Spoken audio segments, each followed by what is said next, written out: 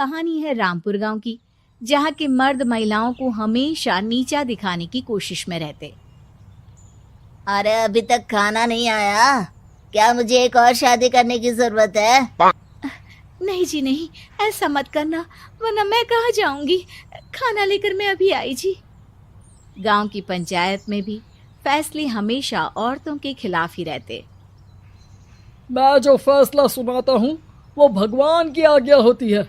इस लड़के ने अपने मन से शादी करके अच्छा नहीं किया।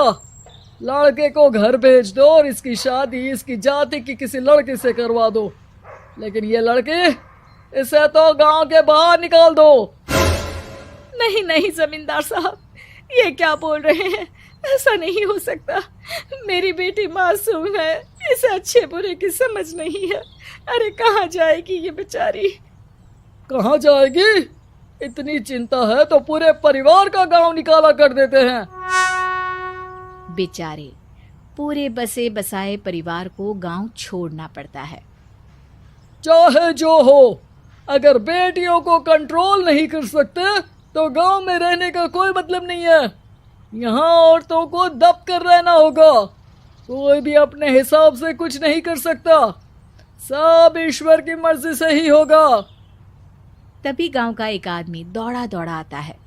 सरपंच साहब, जमींदार साहब, वो कालिया है ना, उसकी बेटी पढ़ने के लिए शहर जा रही है। अच्छा, ये कब हो गया? और कालिया की हिम्मत कैसे हो गई ऐसा करने की? लेकर आओ उसे और उसकी बेटी को। बस फिर क्या था, हाजिर हो जाते हैं कालिया और उसकी बेटी सरपंच के सामने। अरे कालिया, ये क्या सुनने में आ रहा है? बेटी को इंजीनियर बना रहा है तू? और ये बता, गांव में तो स्कूल नहीं है, फिर कहां से इतनी क्लास पास कर गई तेरी बेटी? राधा, जो कि कालिया की बेटी है, उसे लगता है कि सरपंच उसकी तारीफ कर रहे हैं। सरपंच जी, मैंने ऑनलाइन पढ़ाई की है, डिस्टेंस लर्निंग से। सभी में मैंने अच्छे नंबर पाए हैं, जिसे देखते हुए शहर की इंजीनियरिंग कॉलेज में मुझे स्कॉलरशिप मिली है। वाह जी वाह, क्या होती है ये? पहले तो ये बताओ, फिर आगे की बात करते हैं। पूरा गांव राधा की बात सुन रहा था और राधा बोलती जा रही थी। तो ऐसे मैं फ्री में एक अच्छी शिक्षा लेकर गांव में जो कुछ परेशानियां हैं, जैसे बिजली, पानी और इंटरनेट जैसी समस्याओं के लिए काम करूंगी। मैं गांव को शहर से जोड़ने के लिए पुल का निर्माण करवाने का प्रस्ताव रखूंगी। मुझे पूरी उम्मीद है कि जल्द ही हमारा गांव भी तरक्की की राह पर चल पड़ेगा। राधा की बात सुनकर सारे गांव वाले ताली बजाने लगते हैं। सरपंच को समझ नहीं आता कि वो क्या करे। चुप रह नादान लड़की, गांव के खिलाफ जाने के लिए तुझे गांव से बेदखल कर दिया जाएगा, वो भी पूरे परिवार के साथ। और हाँ, अगर ठीक से गांव में रहना चाहती है तो ये पढ़ाई लिखाई छोड़ दे। हम तेरे लिए गांव का कोई होनहार लड़का देखेंगे। तभी गांव का एक आदमी बोल पड़ता है। अरे नहीं नहीं सरपंच जी, राधा बिटिया जो बता रही है, अगर वैसा हो जाए तो हम लोगों को पैसा कमाने के लिए बाहर नहीं जाना पड़ेगा। हाँ जी, और ना ही कोसों दूर पानी के लिए भटकना पड़ेगा। हमारे बच्चे भी अच्छी पढ़ाई कर सकेंगे और आगे बढ़ेंगे, ना कि हमारी तरह खेती करते बैठेंगे। क्यों गांव वालों, राधा बिटिया का साथ देना चाहिए ना। सरपंच देखता है कि गांव राधा के साथ है तो वो चुप हो जाता है।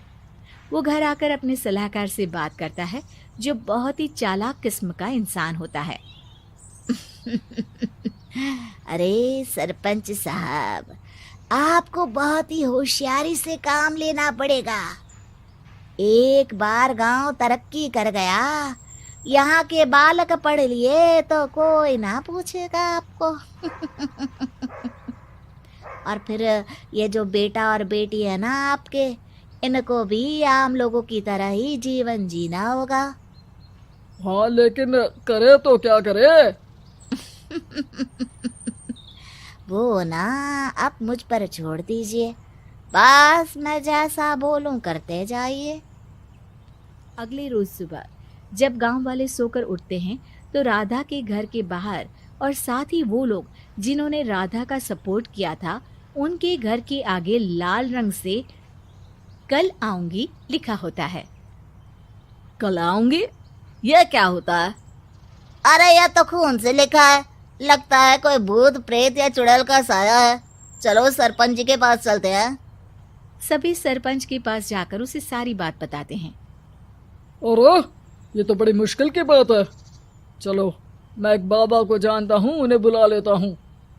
सरपंच बाबा को लेकर गांव के घर के बाहर जाता है। ओहो, तो ये वो चुड़ैल है जो उन लोगों को निशाना बनाते हैं जो गांव को बदलने का सपना देखते हैं। वो गांव को ऐसे ही संपन्न देखना चाहती है, वो नहीं चाहती कि कोई बाहरी यहाँ का कायाकल्प करे। क्या तुम लोगों में से किसी ने गांव को बदलने की सोच रखी है? तभी राधा की माँ रोते रोते आती है। मेरी राधा घर से गायब हो गई है। अरे कोई तो बचाओ, मेरी बच्ची कहाँ गई?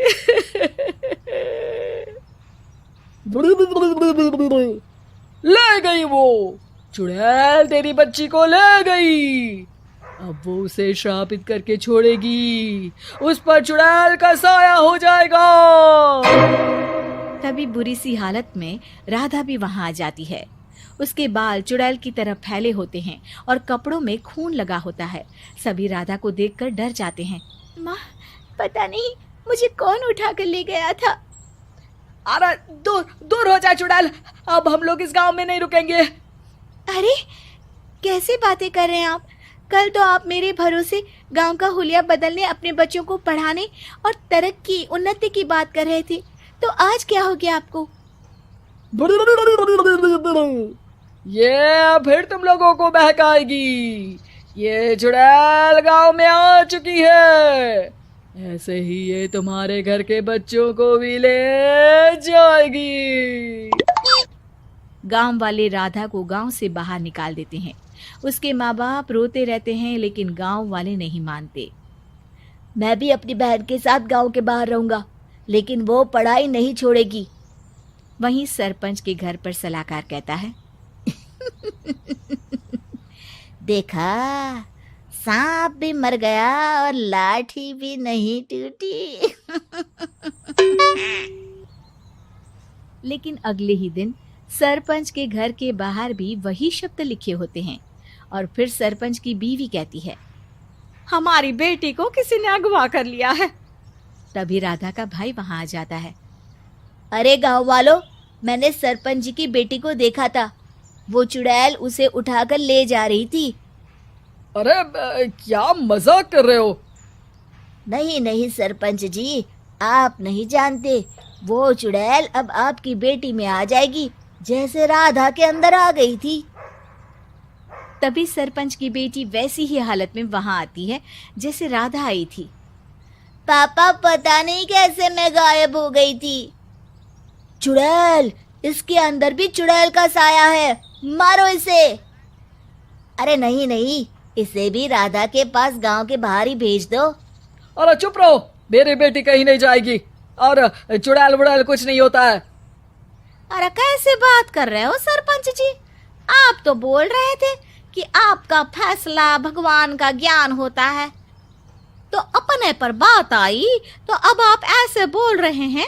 अरे ना ना ना, आपको अपनी बेटी को त्यागना ही होगा। अरे बुलाओ बाबा को। राधा का भाई बाबा को ले आता है, जिसे अब गांव वालों के डर के कारण सच बोलना पड़ता है। मैं कोई बाबा नहीं हूँ, मैं तो मोची था। ये सलाहकार महोदय ने मुझे कहा था एक्टिंग करने को। अब वो मुझे पैसे देने वाले हैं। अब मुझे माफ कर दो।